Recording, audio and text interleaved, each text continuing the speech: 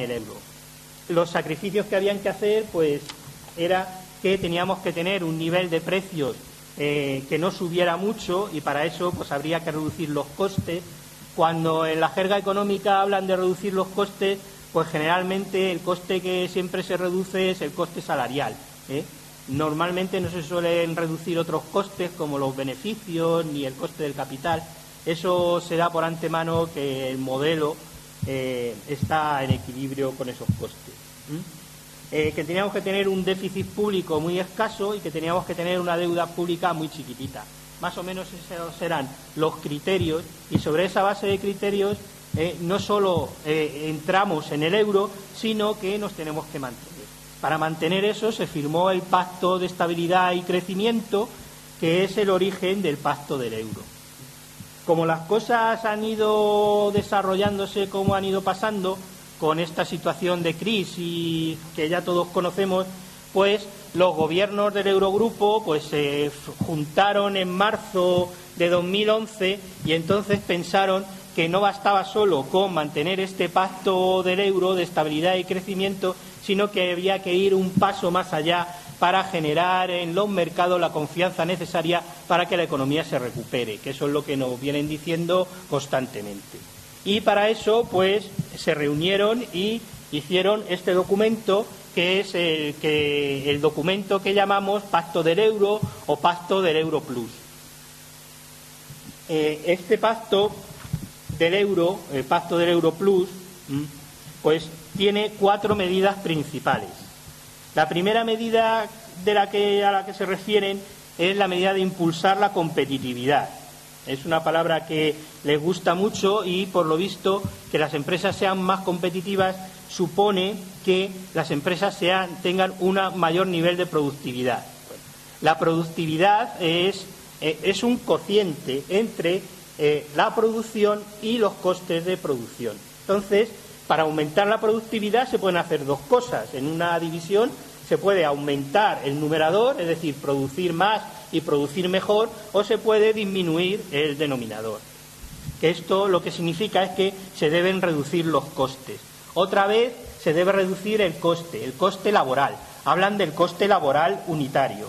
Entonces, para reducir el coste laboral, pues Jesús lo explicará bastante mejor, lo que se pretende pues es que los salarios no se tienen que fijar en función de cómo suban los precios, sino en función de la productividad del trabajador.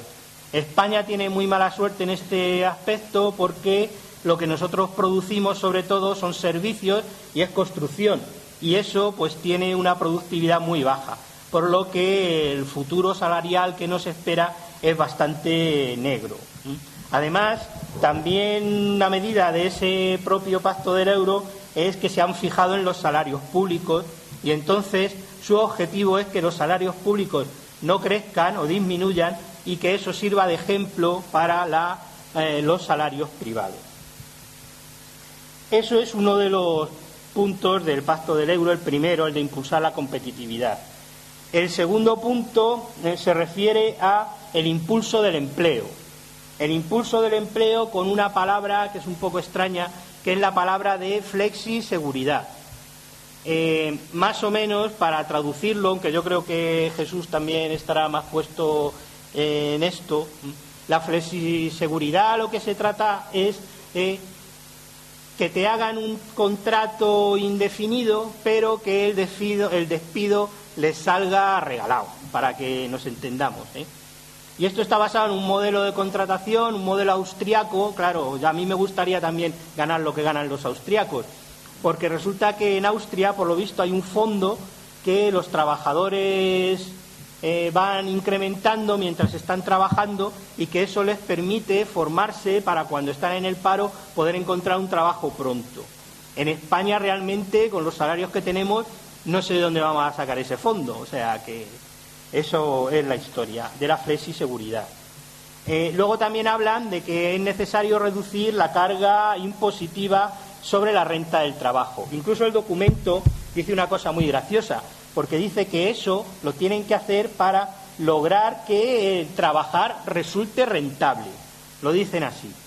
No sé rentable, hombre, ¿rentable para quién? Para nosotros trabajar no es una cuestión de rentabilidad, es una cuestión básicamente, como están las cosas, de supervivencia.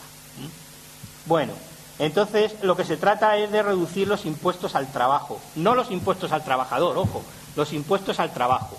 Y se han fijado en que aquí en España, por ejemplo, hay un impuesto al trabajo que son las cotizaciones sociales, la parte de los empresarios que pagan a la seguridad social para la pensión. Eso es lo que se pretende reducir. ¿Eso qué consecuencias va a tener para todos nosotros?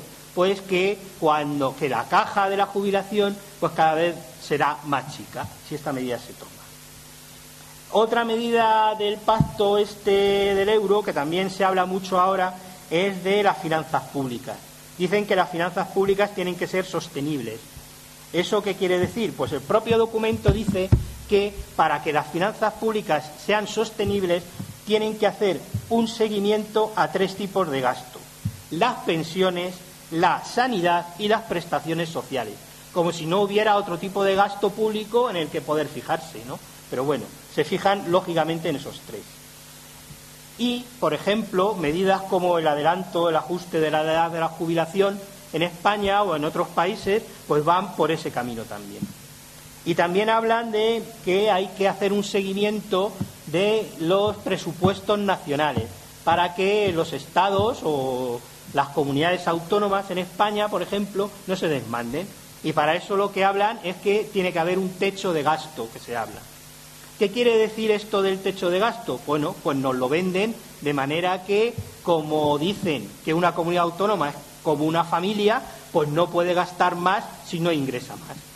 Pero claro, no hablan de la posibilidad de ingresar más, solamente se refieren a la posibilidad de gastar menos. Entonces, cuando haya crisis y cuando haya necesidades sociales, las comunidades autónomas, los ayuntamientos, el Estado, gastará menos en atención social en esa crisis.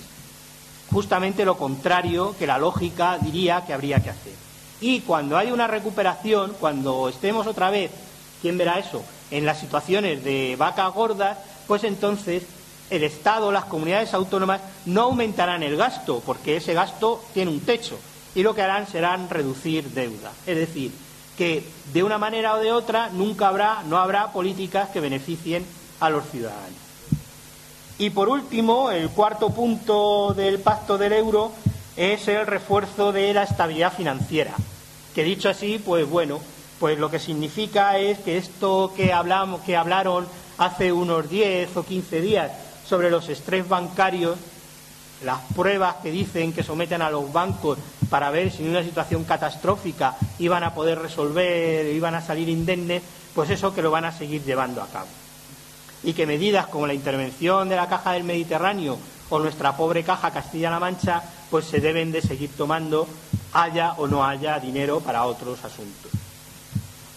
Bueno, y yo con esto más o menos he terminado. Quiero hacer un breve comentario de la situación que pasó hace 2 semanas con el rescate a Grecia.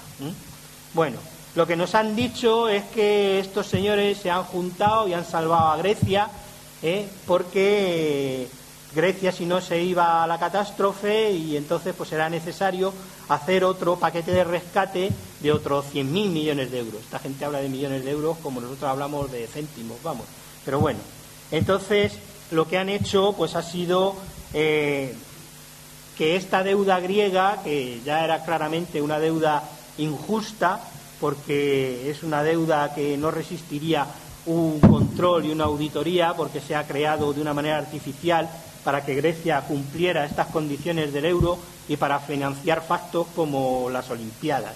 Eso lo tienen que pagar los griegos con su sacrificio, y entonces, pues bueno, lo que hacen es que esa deuda que ya no se puede pagar, pues se la van a cambiar a los griegos por otra deuda a más plazo y con un precio un poco más barato.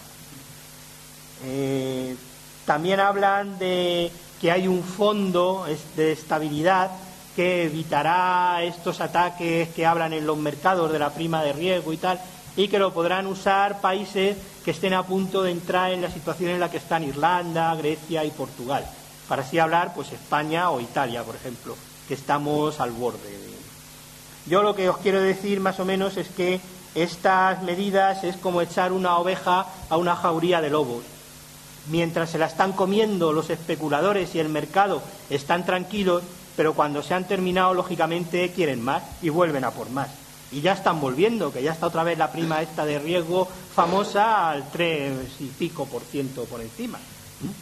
Sin embargo, existen otras medidas que se podían haber tomado.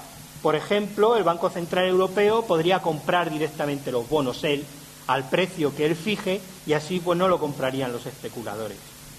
Podrían crear un impuesto que detenga estos movimientos en el mercado, un impuesto que no sé si os suena, llamado tasa Tobin antes, ahora tiene otro nombre, pero bueno, que simplemente sería que cada vez que alguien hace un movimiento especulativo en el mercado, un movimiento de estos del mercado, se les cobraría un pequeño impuesto. Igual que cuando a nosotros hacemos una transferencia, el banco nos cobra una comisión, pues en este caso sería un impuesto que iría a recaudar y que serviría, pues por ejemplo, pues para acabar con las hambrunas o para tener un sistema mundial mucho más justo. Bueno, yo creo que con esto vale, porque no sé si me he extendido más de lo necesario. Bueno, lo que te pongas tú lo quitamos nosotros. Y bueno, y ya está, vamos, esperamos que os quede claro más o menos la situación. Espero haber sido claro en la exposición y sí que quiero que después pues hagamos un pequeño debate, ¿sí?